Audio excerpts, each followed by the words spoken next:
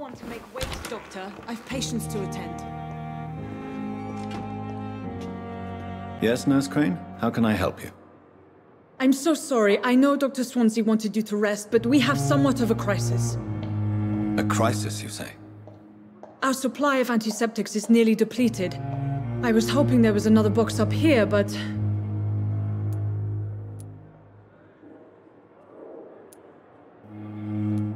What type of hospital are you running? No antiseptics? You have been away too long, Doctor. With the war and now this epidemic, supplies have been running scarce for months now. I may have a solution.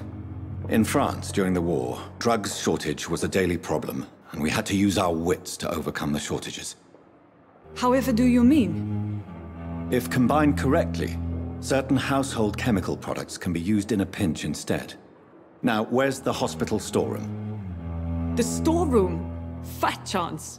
This is the Pembroke, and space is luxury we don't have. Everything used to be stored in the old morgue. Perhaps I should look there first. Where is this morgue? It's the large building behind the hospital. You'll need to go in the back door because it's been sealed off for sanitary reasons. Take this key. It opens a small back entrance at the end of a narrow street. The abandoned morgue behind the hospital. A small door at the end of a narrow street. On my way then.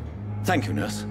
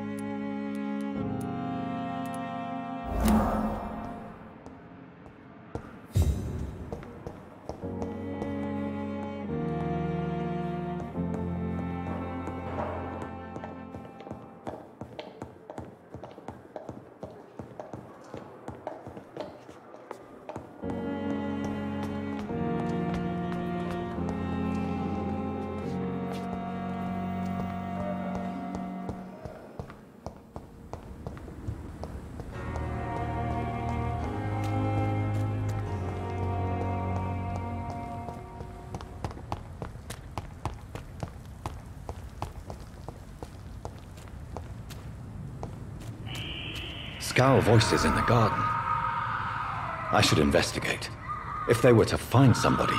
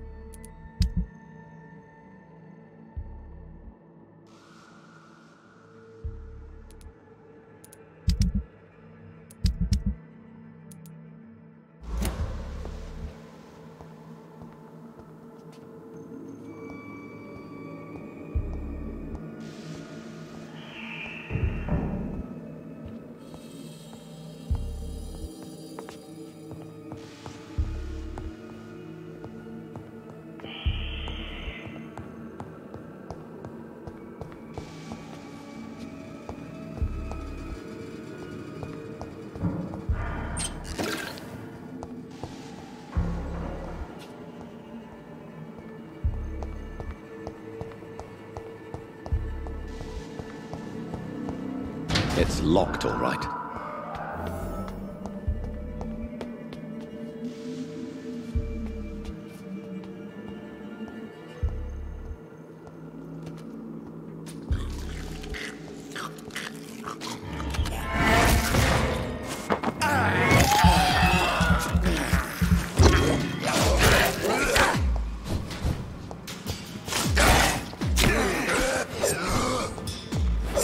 Behavior is similar to the infected William Bishop. Must be the same strain. This sickness moves faster than influenza.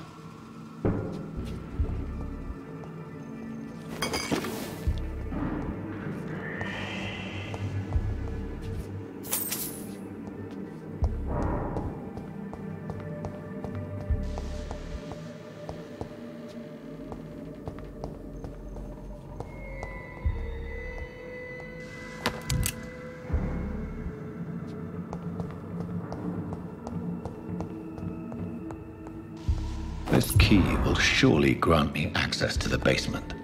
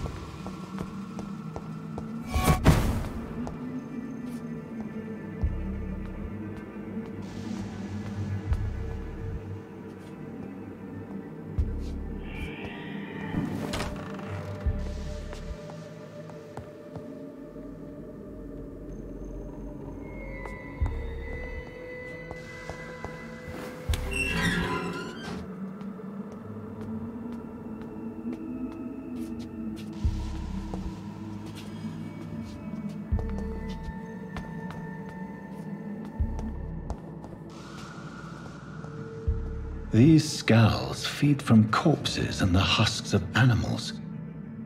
They're not after blood.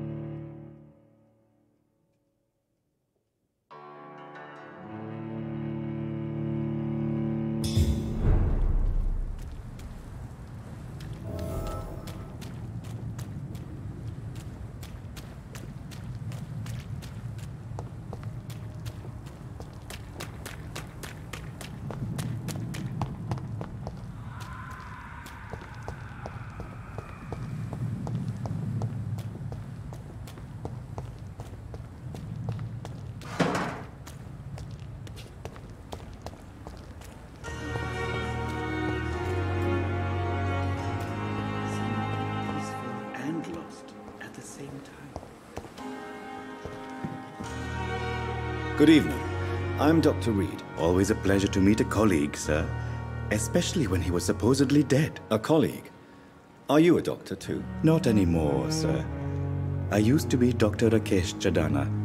Now, I'm just Mr. Chadana, pawnbroker and humble guardian of this morgue. What do you mean, you used to be a doctor? Was your license revoked? No, sir. It is just that I like to be precise. I run a little pawn shop while taking care of the dead. But I used to be a real doctor.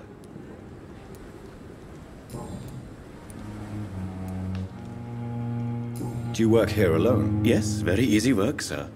All I have to do is watch a few bodies. The situation was very different when the main morgue was still open. Why close the hospital's main morgue? It was for sanitary reasons after the beginning of the epidemic. Cadavers had to be moved to the nearest mass grave. Why do you have to watch these bodies? Because these poor fellows have no names. We keep them in case someone comes looking for the missing. Sadly, very rarely happens. Have we met before? I don't think so, sir. Why? When we first talked, you said you were glad to meet me since I was reported dead. Funny story, sir. Your sister came here a few nights ago. You were missing, and she was looking for your body. She must be very relieved now. Are you afraid or uneasy being surrounded by so many corpses? Why should I? These bodies are empty vessels. Flesh left to decay. Poof! No soul anymore. All gone. An interesting point of view. And quite an exotic one, too. Most people fear, or at least have a respect, for dead flesh. Sir, as a medic during the war, I learned to face my death and the death of others. It's the pain we have to tame, not death itself. How did you get this job? After I left the army, I worked as an undertaker down by the docks. A dangerous place with many an unpleasant business there. Milton Hooks helped me get a job here.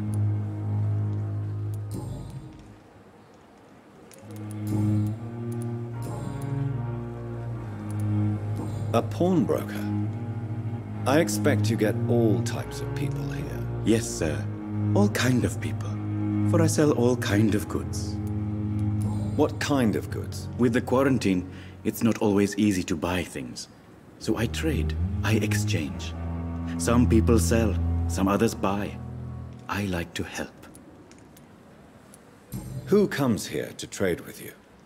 It's very unhygienic, even unsafe. Diseases can spread.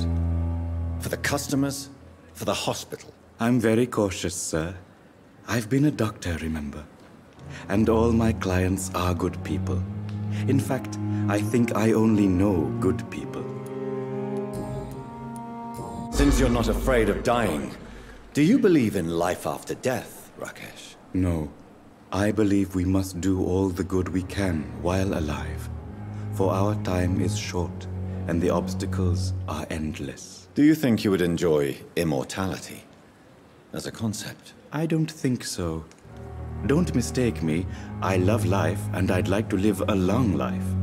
But everything has to decay, sir. Even goodwill.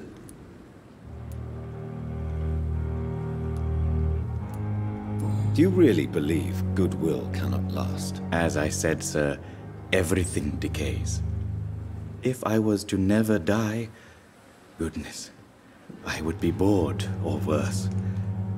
And I like to be helpful, sir. Quite depressing, wouldn't you say? Yes, but the good news is, we'll all die before losing our humanity, sir. So you're ready to die? No, I am not. I don't fear death, for I won't see it.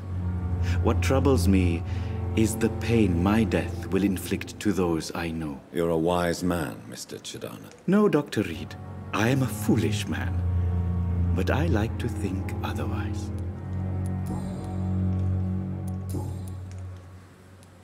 Please show me what you have to sell. Of course. It's just trinkets and curios, really. But I'm sure they can be useful.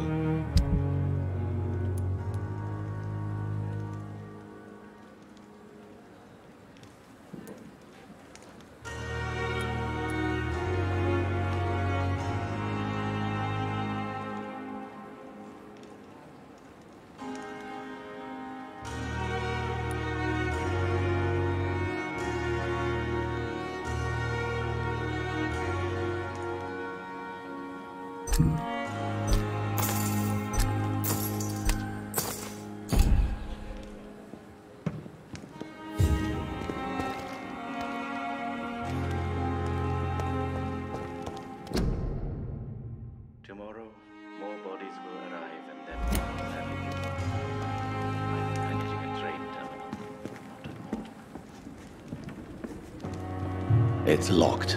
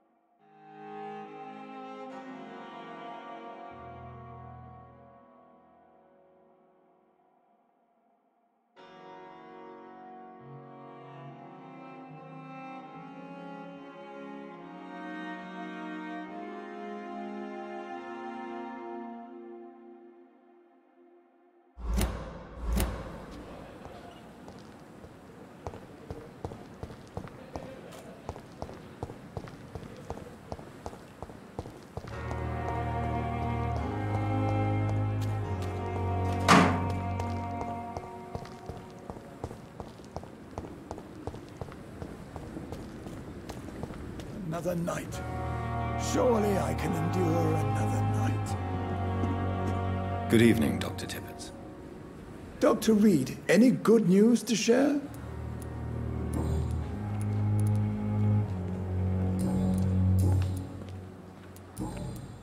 Goodbye, Dr. Tippett.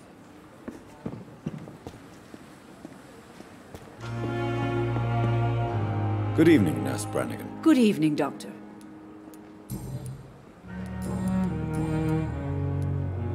Why does Dr. Tippett claim you're the main reason he keeps working, despite his fatigue? If it wasn't for him, I probably would have left the Pembroke years ago. Dr. Tippett does not think of you as just a nurse anymore, does he? If you're suggesting he's not taking my gender into consideration when it comes to medical practice and knowledge, I really hope he doesn't.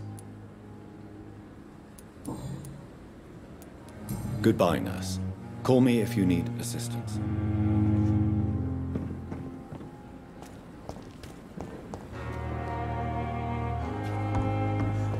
Perhaps I should have considered the offer from that Cadogan fellow.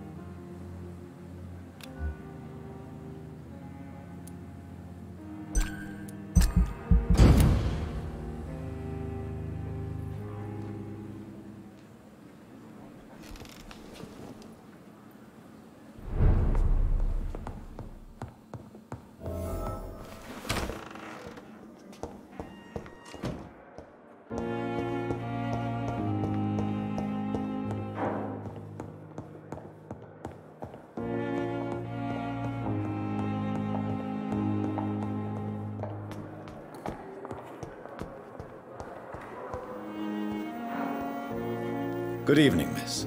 I'm Dr. Reed, the new surgeon at the Pembroke Hospital. And who are you? Your name has no meaning to me, mortal. You're nothing but dust blown by the winds of eternity. I beg your pardon? What are you begging for, mortal? My clemency? Well, tonight maybe I'm inclined to mercy. You'll never forget the night you met Thelma Howcroft. You keep calling me mortal. Why is that? And if I'm mortal, what are you? Well, Dr. Reed, if you must know, I'm a vampire.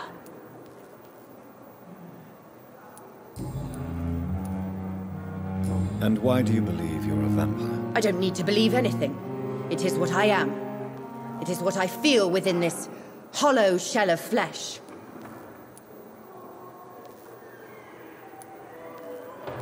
Please, describe to me how you feel. What is it like to be a vampire? I can hear my body crumble from the inside as my flesh cracks and fades. I sense the last pulse of postulant blood within my drying veins. I need new blood. I see. Have you ever heard of Cotard syndrome, Miss Howcroft? Never. It's a mental illness discovered by a French neurologist named Jules Cotard. The affected patients are delusional. They believe that they are putrefying, that they are dead, a ghost or a ghoul.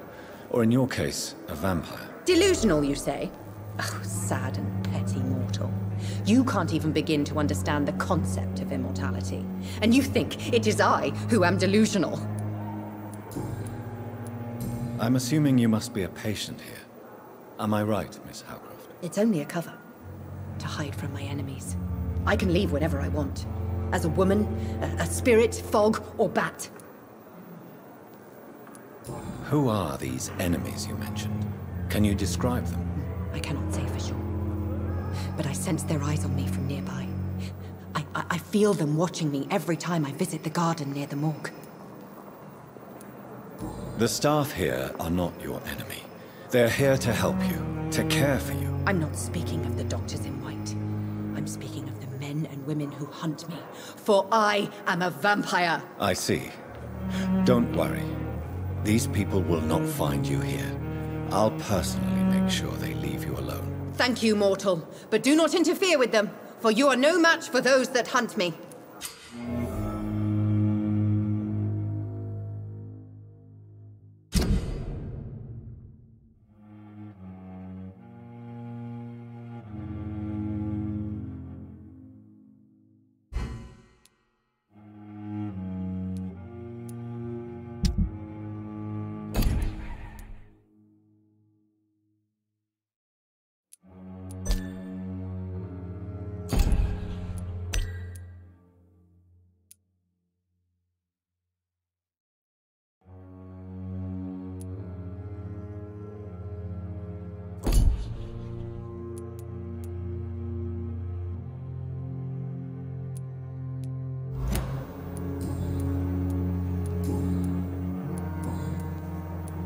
Who are you really, Miss Howcroft?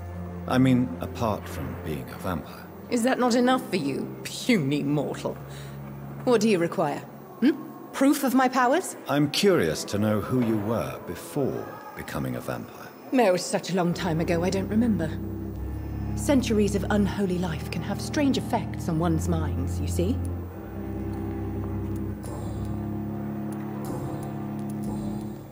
I'll leave you, Mistress of the Dark, to your nocturnal activities.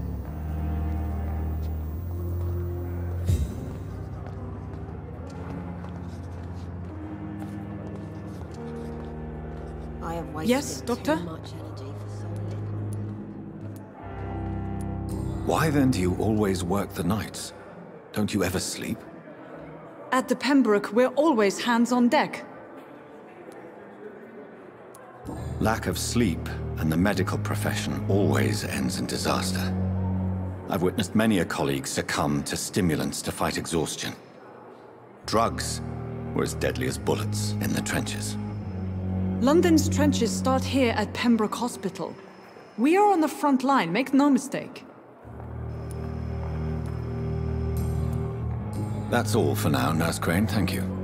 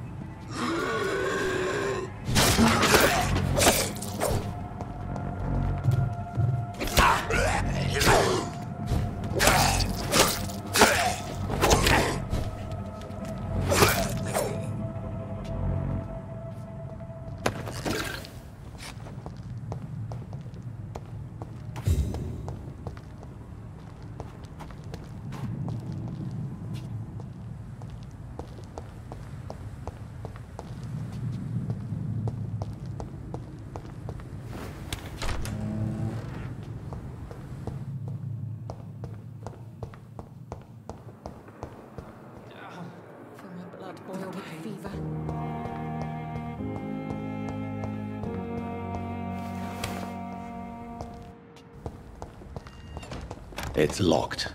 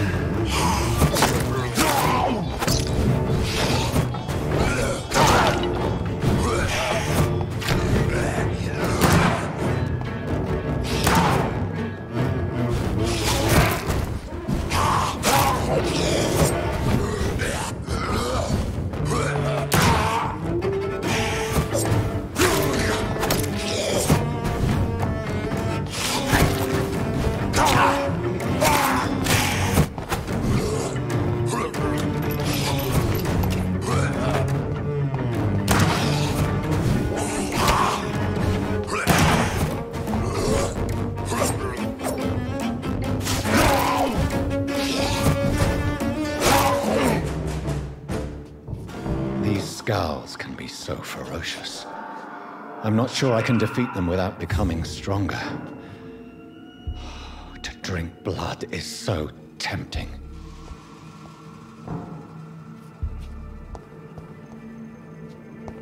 Sodium hypochlorite. Dangerous to administer, but efficient in the proper dosage.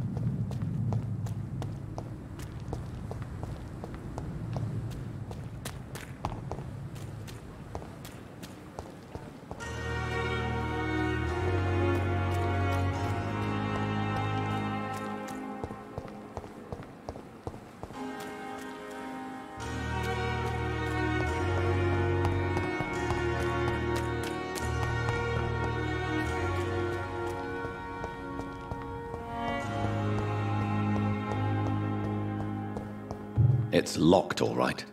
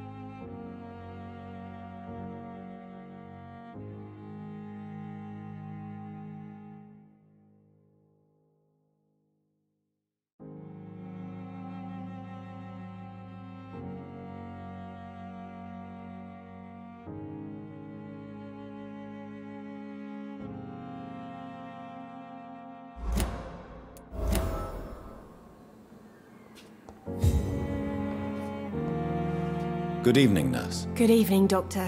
I don't think we've been introduced yet. My name is Pippa Hawkins. And I'm Dr. Jonathan Reed.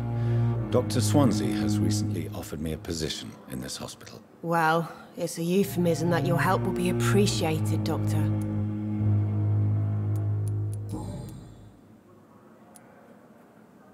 How long have you been a nurse? Well, long enough to see that the epidemic is winning. And no matter how qualified you are, don't tell me you'll change that.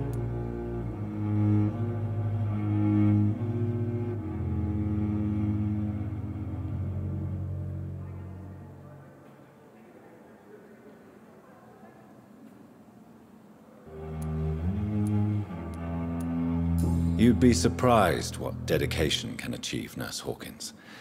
In medicine, sometimes we're just a test result away from a miracle. Sorry, Doctor. I don't want to sound bitter, but I'm just too tired to give a pep talk like Nurse Brannigan. How is the Pembroke staff coping with the epidemic? Well, not well. Milton, the ambulance driver, is even more grumpy than usual, especially concerning doctors. Why is Milton grumpy on a daily basis? Is it just an act? Milton's not the kind of man who's bothered about a bad reputation, whether he deserved it or not. Why does Milton dislike doctors? I don't know. Just ask him. But be warned, Milton is not the chatty type. How would you describe the situation at the Pembroke Hospital? It's serious. The flu is wreaking havoc amongst the staff and patients. We are running out of everything. Nurse Hawkins, the Spanish flu won't last forever. Even the Black Plague didn't kill everyone. I wish I could believe you. But what if this epidemic was worse? What if in the end, nobody was spared? You must get a hold of yourself, Nurse. Sorry, I'm exhausted. No one has any idea when this epidemic will be over.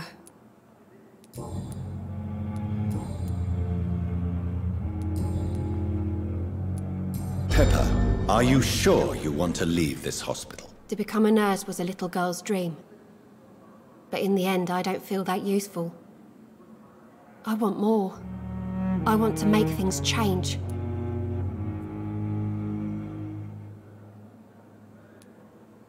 You should be proud of what you've achieved.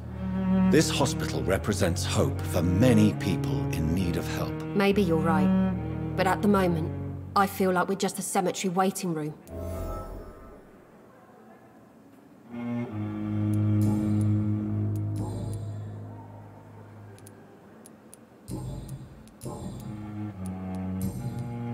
Goodbye, Nurse Hawkins.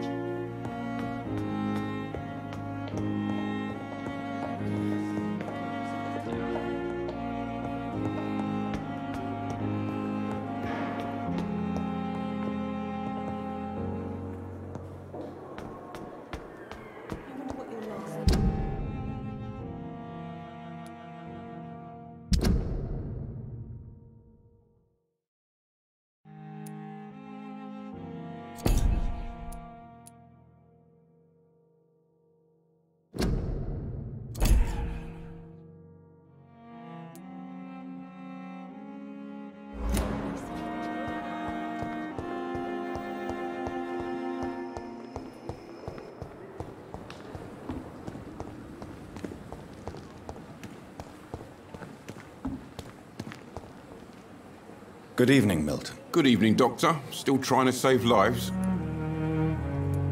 I have some good news, Milton. What?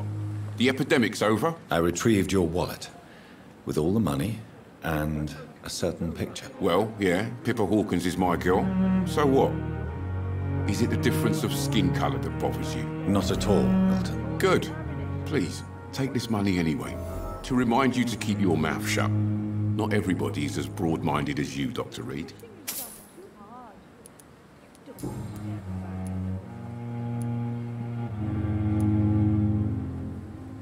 Do you know that Nurse Hawkins is thinking of leaving the hospital? That's not a surprise. We've talked about it already. Does it not bother you? Sometimes I think she may be right. We should run away while we can. Question is, where can we go? Where is it safe? What's going on between you and Nurse Hawkins? Pippa's tired. Tired of all this shit. Tired of all those corpses piling up. She's as depressed as I am. During the war, I witnessed a few couples just like you come together in difficult circumstances. It can be very damaging. Maybe you're right. But we support each other. And that's all that matters. You do realize you could both get fired. Hospital staff are not meant to have intimate relationships with one another. Come on, Dr. Reed. Do you know how many rules are broken in this hospital every day just to keep it running? There's nothing wrong with what we're doing.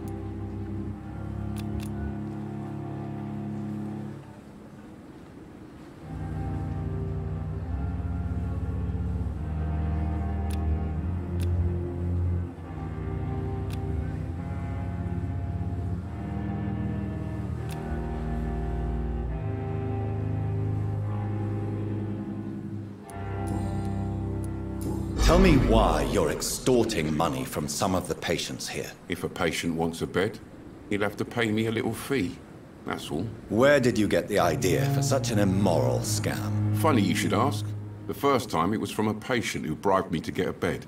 It's only then I realized I could make a fortune.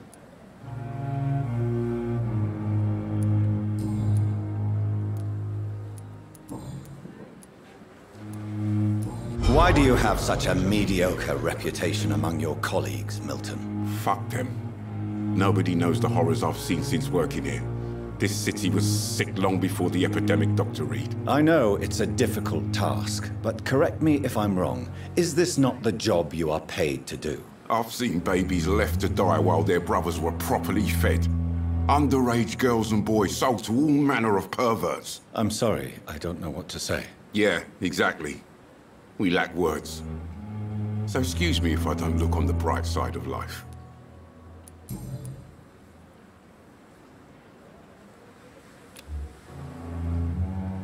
Goodbye, Milton.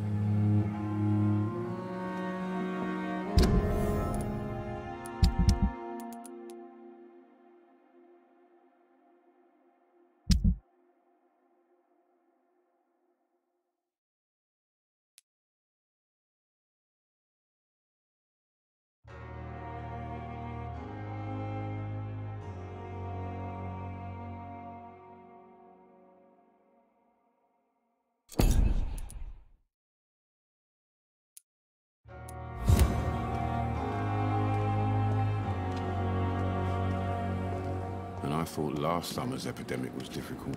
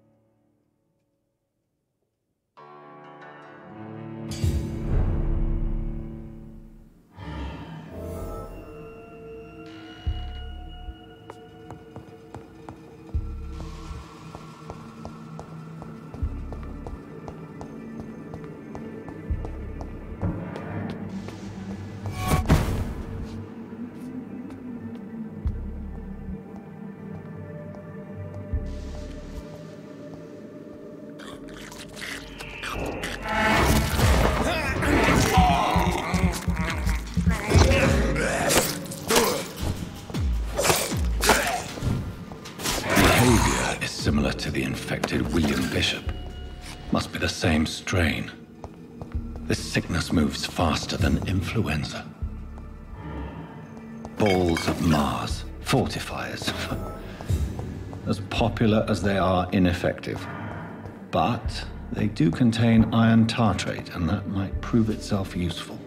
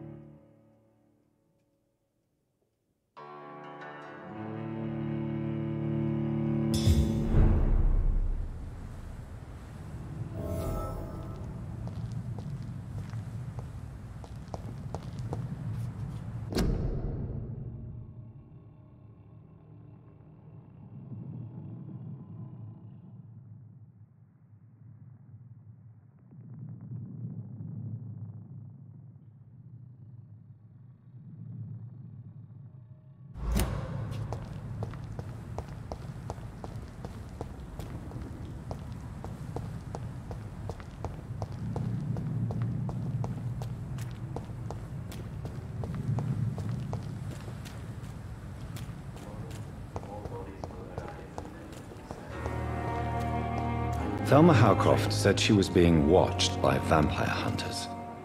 Where are they hiding? I should investigate.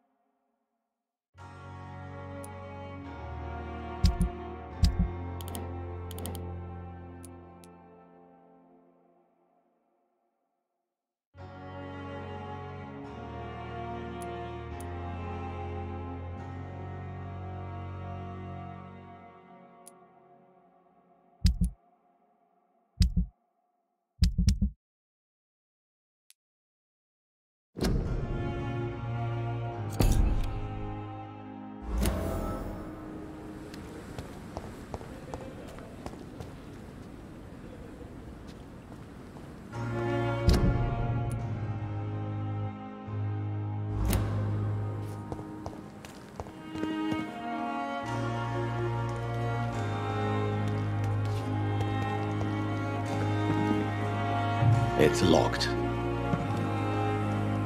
Good evening, Dr. Reed. Such a pleasure to see you again.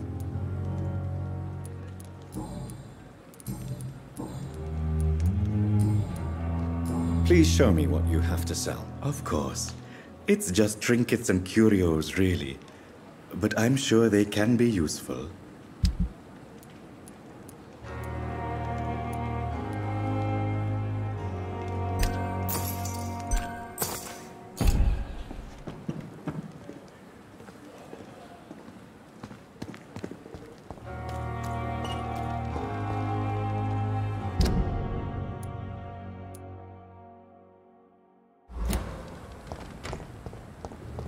I'm sorry you ended up playing court medical bench.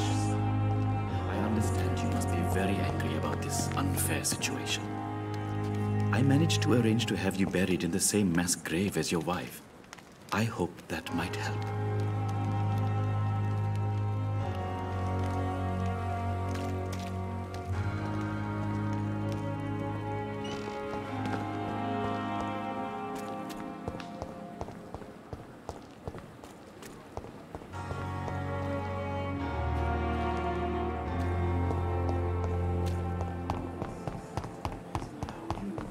The dead.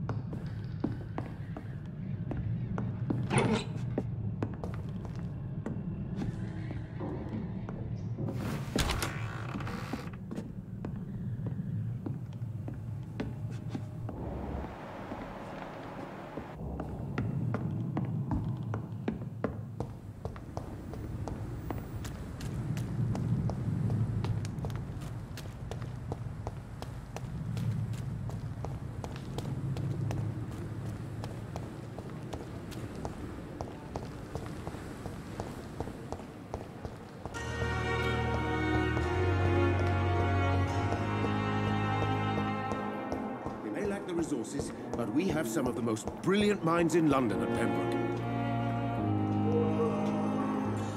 Good evening, Doctor. I believe we're going to be working together. Dr. Reed. Dr. Swansea informed us of your arrival, but I could not dare to believe we'd have such good fortune. Such an honor, sir. Thank you. And you are? I am Thoreau Strickland, Dr. Thoreau Strickland. I'm a great admirer of your work, Dr. Reed. Please, could you tell me something about yourself? I'm a great admirer of your work concerning blood transfusion, Dr. Reed. I run my own experiments. I'm convinced it's the future. I based my technique on my mentor's research. He helped me perfect my method. What is yours? I'd rather not talk about it. For now, it's just theories and first approach. My process is purely experimental and unsuccessful. As long as you're cautious and methodical, you may remain empty-handed, but you won't fail. You're not the first one to warn me, but I am convinced knowledge is the main weapon against the ravages of this epidemic. What made you choose to be a doctor? I'm not ashamed to admit you and your work have inspired me. I am honored to have the opportunity to work by your side.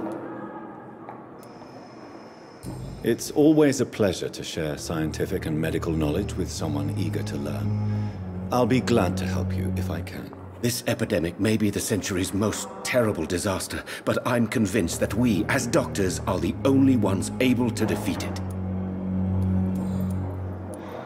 What can you tell me about the Pembroke? Well, it has always been an honor to work with Dr. Swansea.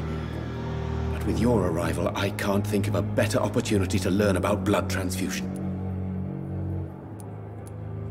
Do you need help with anything in particular? Well, yes, maybe. I'm waiting for a batch of products I ordered for my personal research, yet my supplier seems to have vanished. Do you want me to play the errand boy for you? Oh no, Dr. Reed.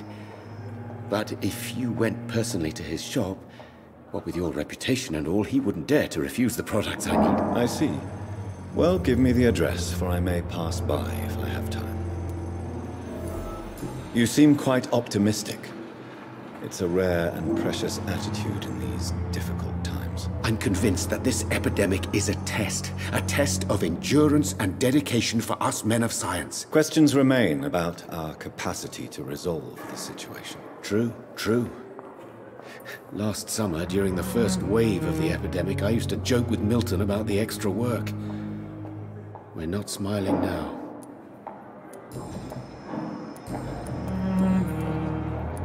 Tell me more about your willingness to experiment with new medical techniques. Harvey Fiddick is a patient suffering from a severe injury that could cripple him if not treated correctly.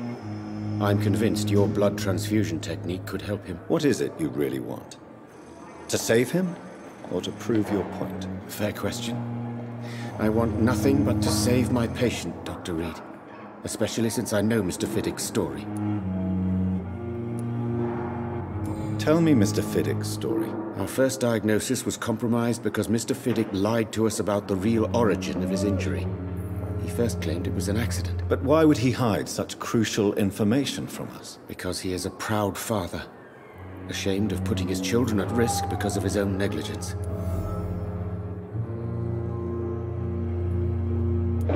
This personal involvement could also appear to be a lack of impartiality. You must know that a good surgeon must remain neutral. I agree. But that does not excuse Dr. Ackroyd's behavior, a man who did not even take time to converse with his patient. Do you think keeping his distance was a mistake? All I know is that I'm taking care of human beings with desires, hopes, and fears. Not some biological machine comprised of blood, bones, and flesh. Goodbye, Dr. Strickland.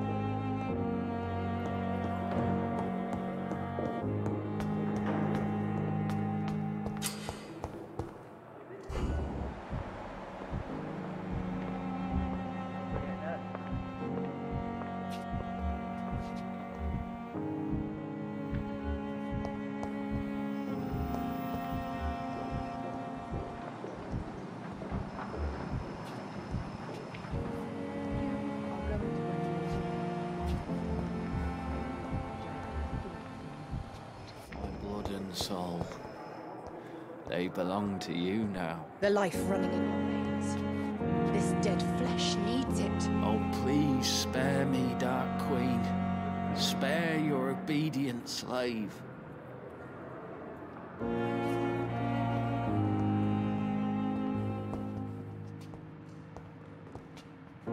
Good evening, Mr. Hampton. How do you feel? Dr. Reed, is it?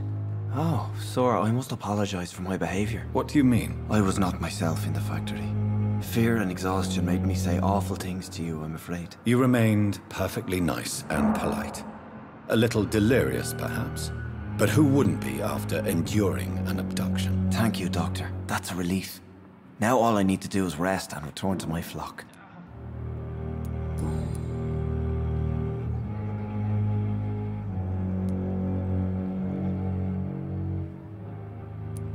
What is the general situation in the East End docks? The situation has always been tough, with a lot of tensions between the gangs and the dockers' trade union.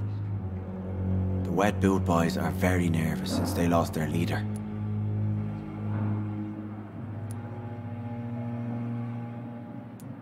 Has the gang been threatening you? Ah, no. I've had this nickname for so long, you know, the sad saint of the East End. No one dares to bug a saint, not even criminals. Who leads the gang now? Since Clay Cox went missing, it's his wife Edwina who runs the show, with the assistance of her minion, Booth Digby. Do you know Tom Watts, the bartender from the Turtle? I met him before I found you in the canning factory. Tom? Yes, of course. Always the helping hand, good old Tom. Without men like him, corruption and despair would have wiped out the East End long ago. Who should I avoid in this part of town, then?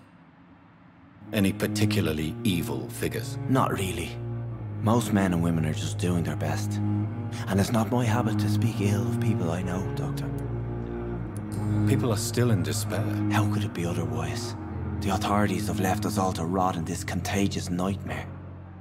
No drugs, no advice, nothing. It's a damn shame. How did you end up in William Bishop's den? I had received alarming news about his recent behavior.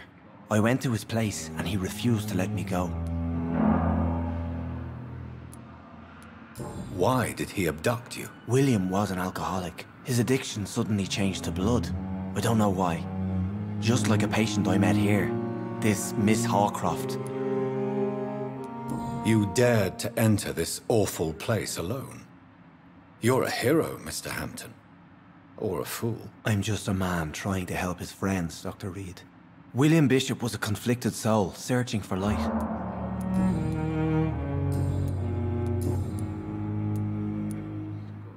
How do you feel, Mr. Hampton? Medically speaking, I mean. I feel exhausted. Beyond exhaustion, actually. William drank so much of my blood in his madness. I feel empty. You're in good hands here. Dr. Swansea is well versed in blood transfusion, and I'm sure he'll take the best care of you. Thank you, sir. I believe all I need is rest. And then I can go back to the people who need me. What do you do for a living, Mr. Hampton? I can't help but notice the cross around your neck. I manage a night asylum for the poor and homeless of the docks. And I try to guide the lost and hesitant on the right path to our Lord.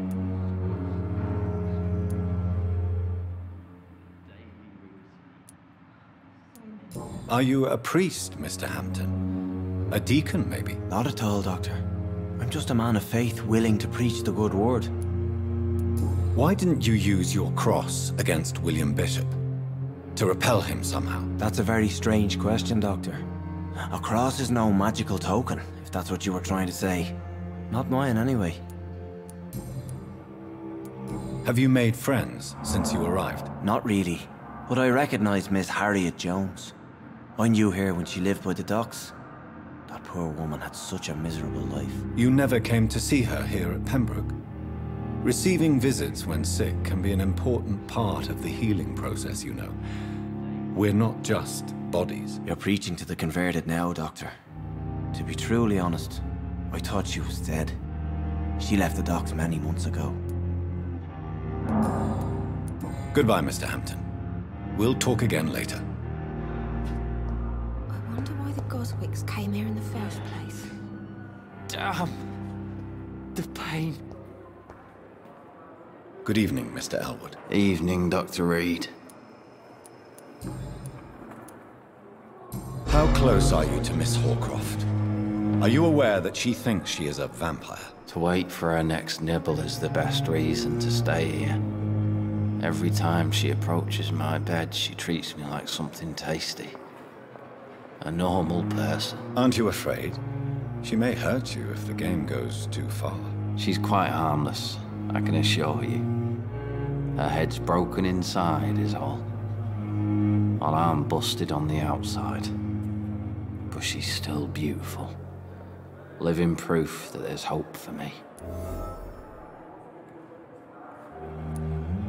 So do you let her bite you?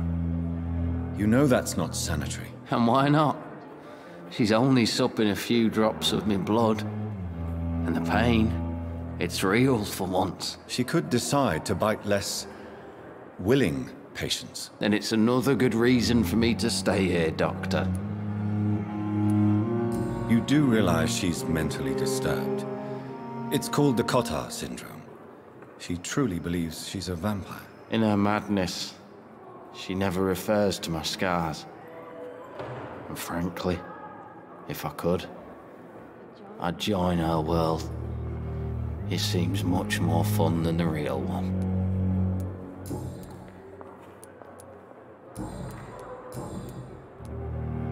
Why do you feel responsible for the injury, Thomas?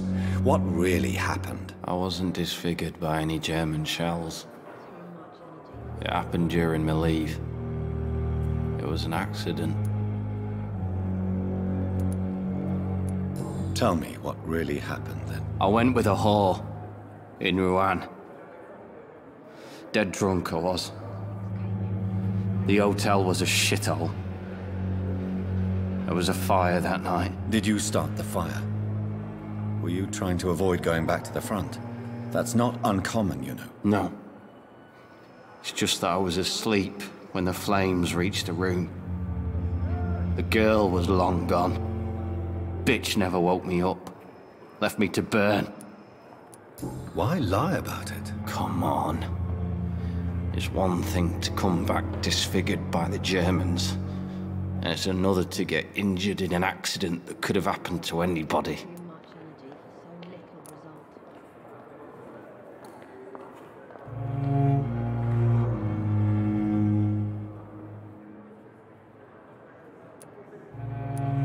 Beauty is not everything, Mr. Elwood. Says Mr. Pretty Face.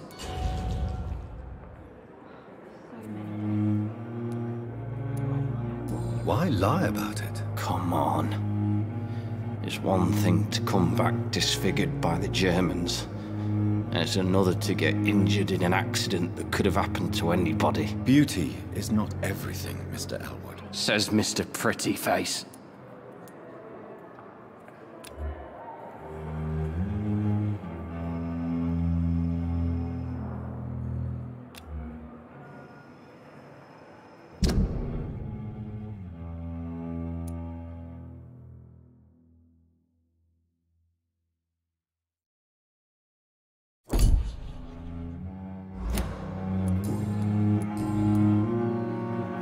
Goodbye for now, Mr. Elwood. Fear and disgust on every street corner. The daily routine.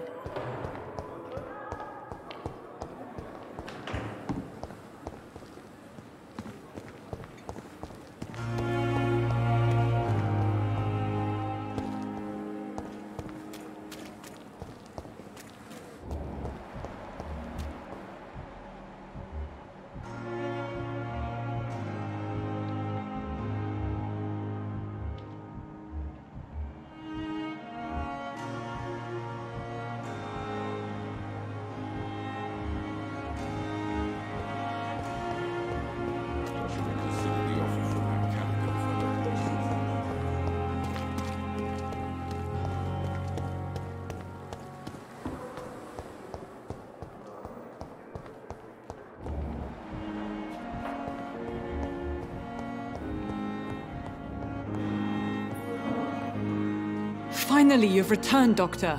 Did you find anything of value? Yes, nurse. You've worked your first miracle, Doctor. Now, this patient here needs immediate treatment. Duty calls. When the storm has passed, I'll show you how to mix the remedy yourself with the same basic ingredients. Many thanks, Doctor. When you've finished, you ought to report to Dr. Swansea in his office. He's been looking for you. Seemed pressing.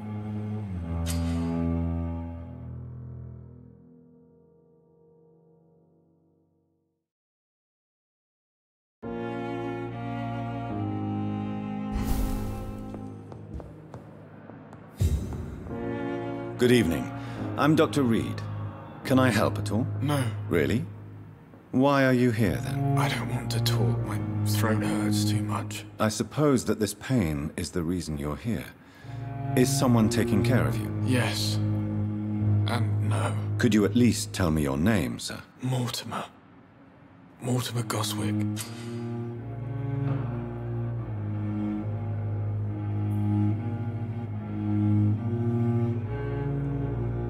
Do you need any help? I'm afraid I may, sir. I don't mean to be a burden.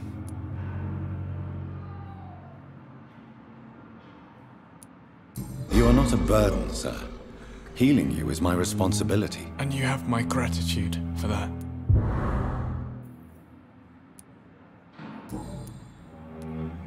How painful is your throat, Mr. Goswick? So painful I'd rather not talk at all, Doctor. I'll let you get some rest, then. Good evening, sir. Doctor.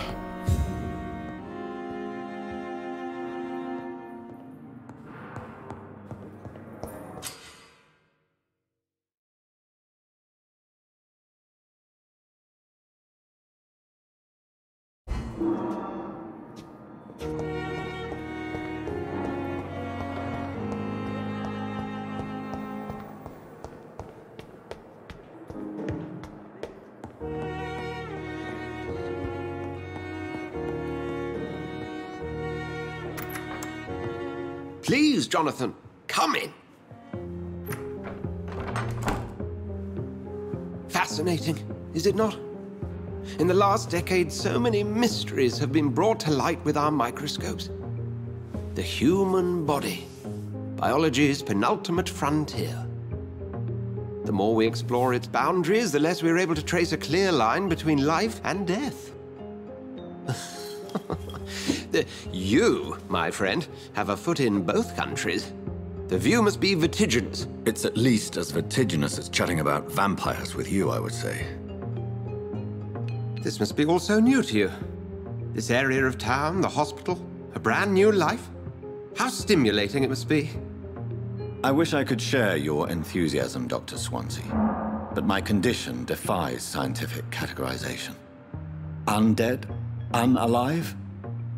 Immortality defies logic. I cannot express my thrill at this serendipitous turn of events. The world's most eminent specialist in blood transfusions, a vampire. One might say a gift from heaven.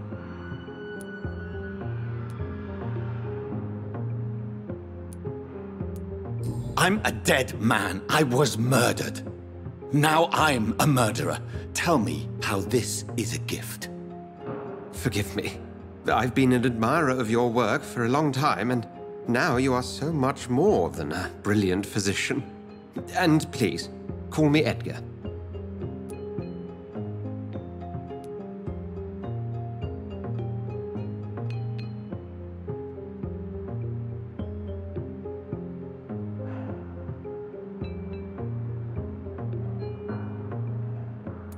I'm not some doe-eyed student, Edgar.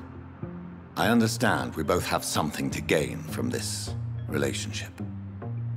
Very well. I have a task for you, Jonathan. Something that will require all your newfound skills. Please, go on. The Pembroke only survives through the generosity of our benefactors. Unfortunately, our main donor has found herself in a bit of a bind. Now, if you could help her out...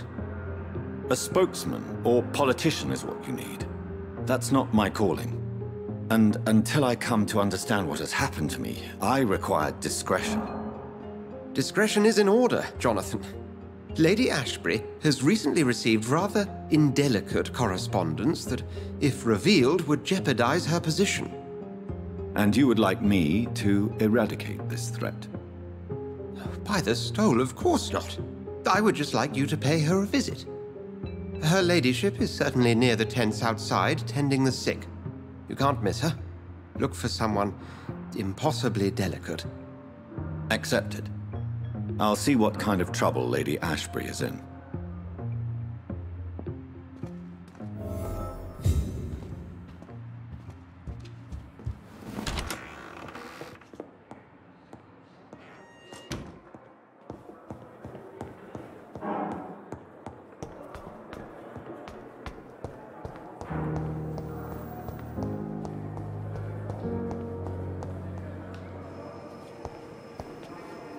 Good evening, Miss Howcroft.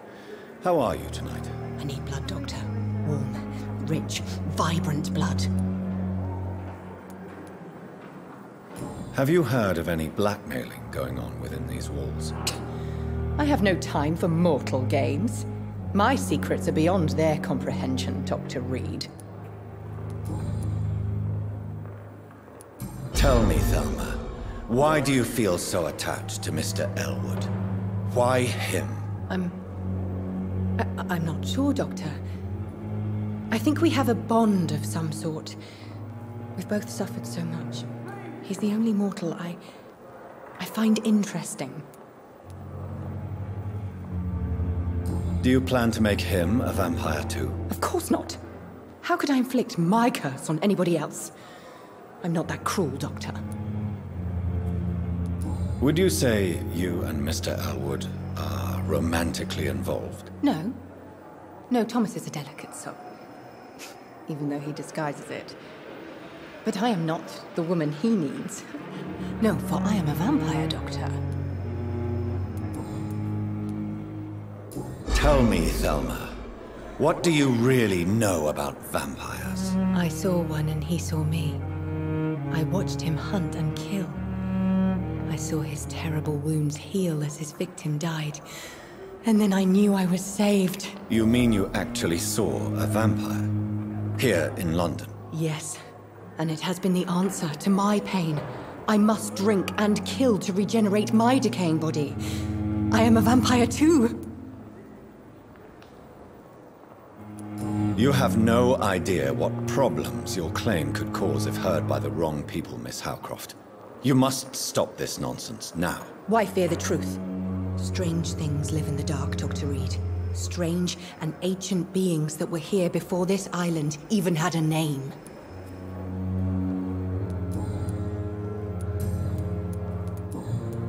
I'll leave you, Mistress of the Dark, to your nocturnal activities.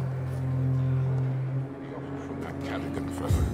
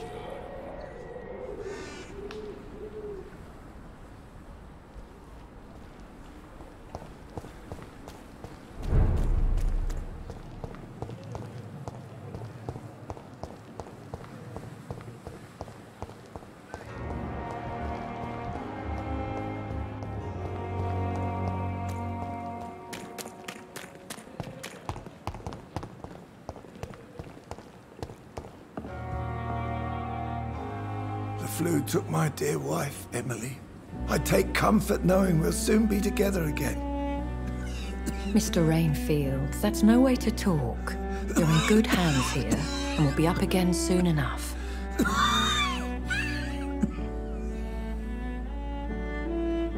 Now do me a kindness and get some sleep. I'll be back round later. Your words are kind, the blessings of an angel. You're the sweet, sweet Lady of Mercy.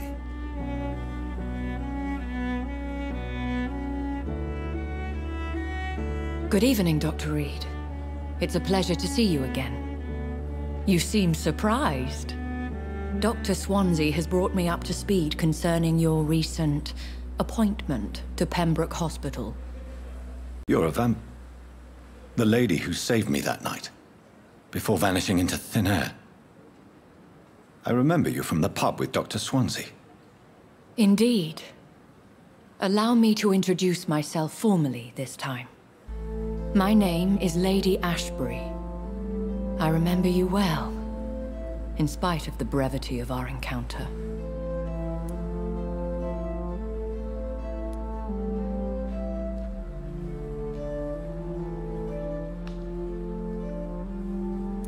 Apologies. You've taken me by surprise.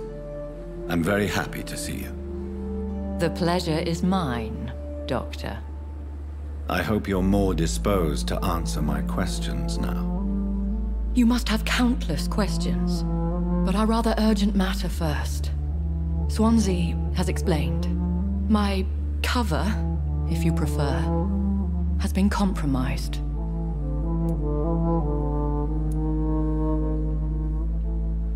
Have any of the patients given you trouble? These poor souls have so little left to live for. I do my best to ease their pain. The world would be a better place if it were cared for by women like you. You make me blush. I am simply a necessary evil.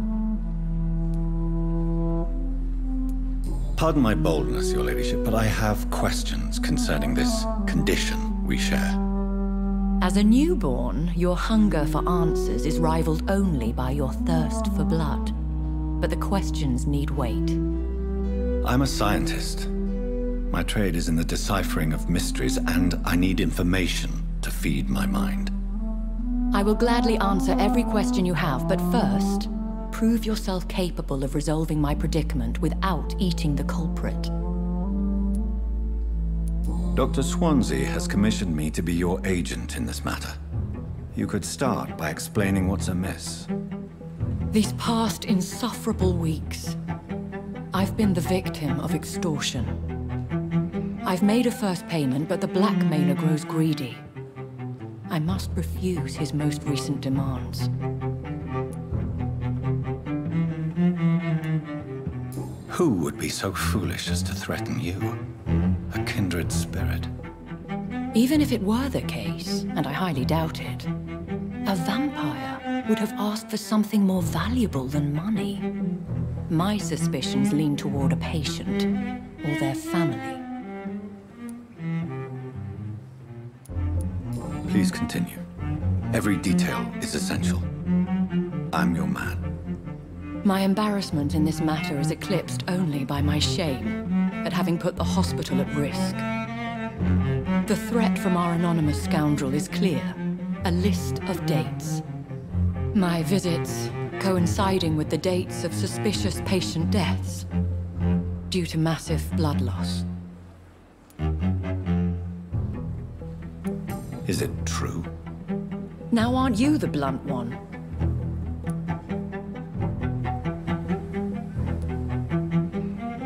You are aware that I too know the thirst for the scarlet nectar.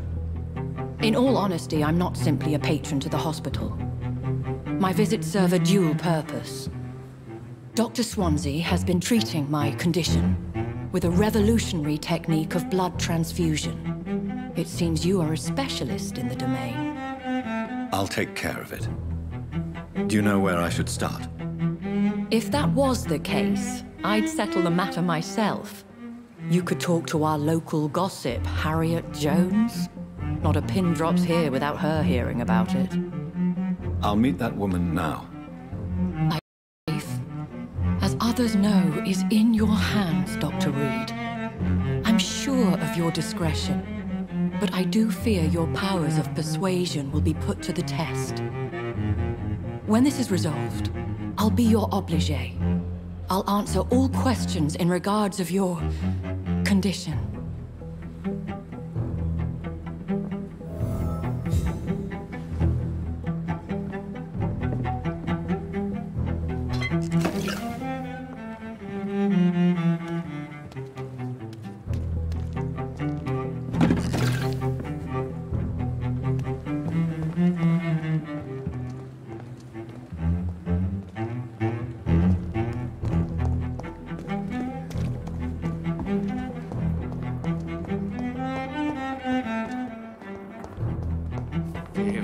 Simpletons, these nurses. Bred with no respect.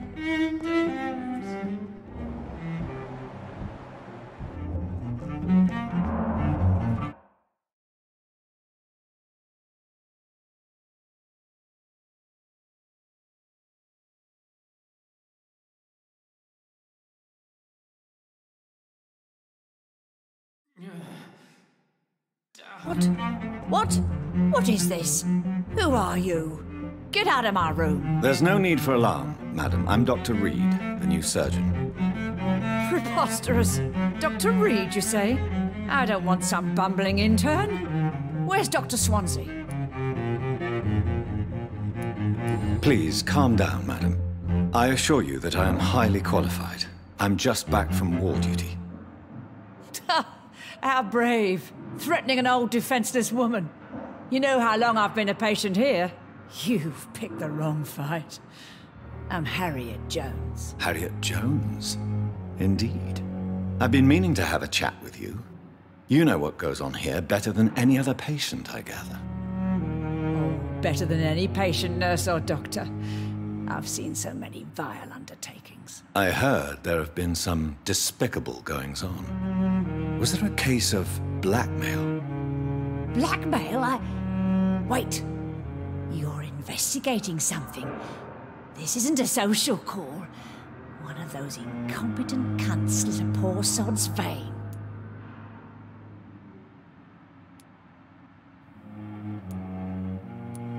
If I didn't know better, Miss Jones, I'd be inclined to say you enjoy this type of idle gossip. God's honest truth, Doctor. It's just the way it is here. Most of these bitches would let you freeze to death before getting you a blanket. I assure you, madam, this is not an investigation into a possible medical error. Debauchery, then? Nurses Crane, Hawkins, Brannigans, whores, all of them. They can't keep their legs shut. I've seen them scratching slutty sores. Really? Well, if you have irrefutable proof, I'll not have the staff behaving in such a manner here. This is your business, Doctor, not mine. But I swear one of the nurses is cavorting with some man on hospital hours. Thank you for your time, Miss Jones. You've given me something to go on. See you on the next round.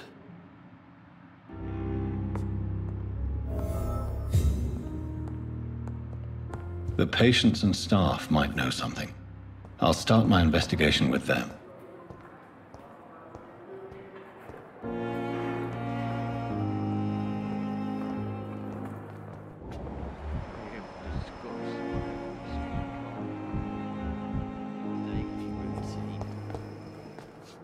Good evening, Nurse Hawkins. Good evening, Dr. Reed. What can you tell me about the strange man visiting one of the nurses during her shift? Let me guess. You spoke with that old shrew, Harriet Jones. Do not pay attention to her, Doctor. She's full of fanciful tales.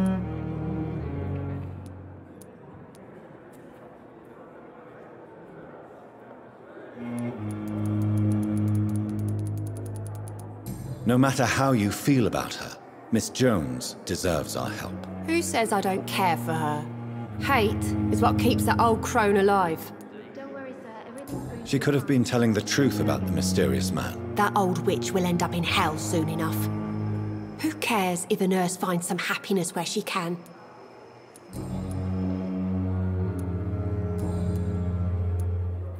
Pepper, I know you're very close to Milton Hooks. Yes, Milton Hooks is my man. If you want to report me for that, just feel free, Doctor. I have no intention of reporting you, Nurse Hawkins.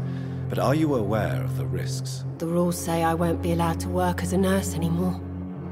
But here at the Pembroke, we break rules all the time. Is he worth the risk? Hey, I'm no perfect woman, and Milton is not the finest bloke.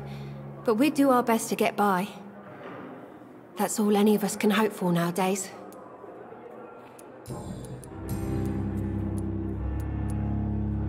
What steps are you prepared to take to feel more useful? I don't know yet. My sister believes that the real fight is in the streets nowadays. Maybe she's right. Maybe this is what I must do.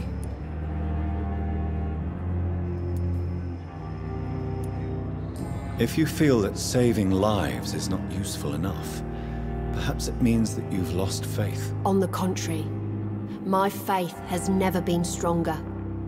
Maybe we are all just too proud to face up to the fact that science cannot compete with God. And what about Milton Hooks? Does he share your point of view? For Milton, any change means more comfort and more peace. I disagree.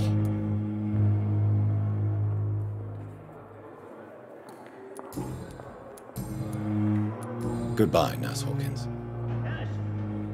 Feel disgust on every streetcar.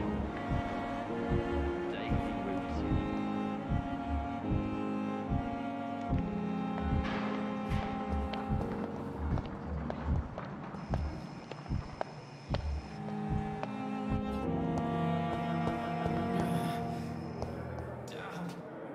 Good evening, sir. I'm Dr. Reed.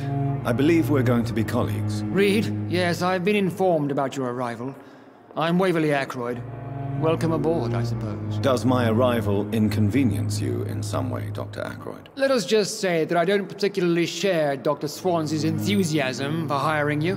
What we need here are reliable professionals, not overrated dabblers.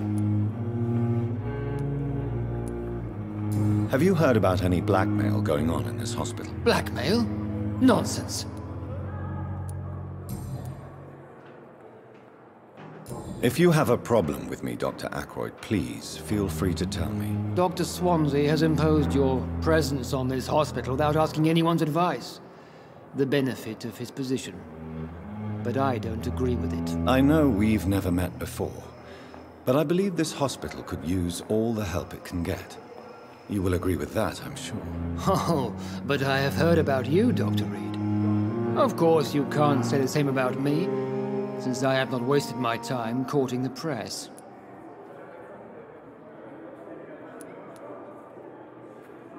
There is no need for such animosity between us. Don't you think the epidemic is already enough to deal with? That is one point we could agree on. And that is precisely why I want to be sure that you will be of help to this hospital, instead of a burden.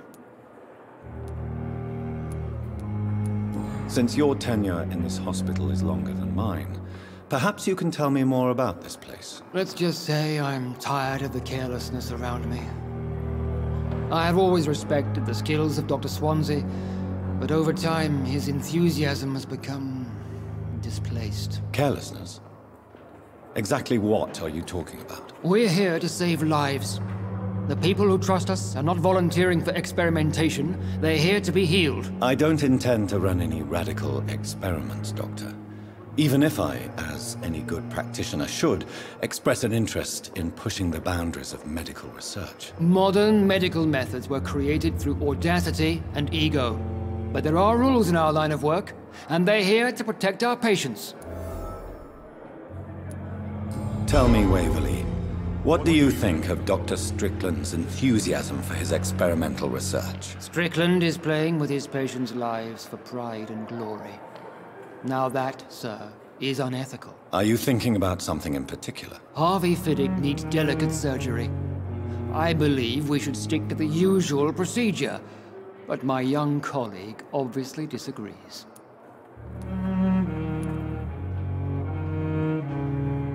Why do you wish to lead this surgery? I strongly believe that Mr. Fiddick should not be butchered to test an unproven procedure.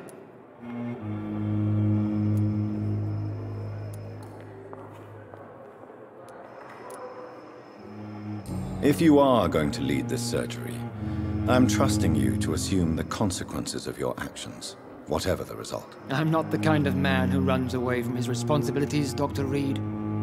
There is no need for you to be looking over my shoulder. And are you not afraid that your rivalry with Strickland may be blinding you? Rivalry? I guess you could call it that. But I will never be childish enough to let my personal feelings affect my judgment.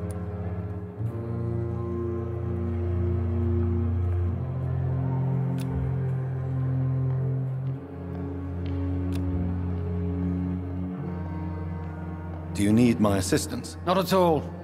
I'm sure that you are used to gaining people's trust with your impressive skills. Well, it will not be the case with me.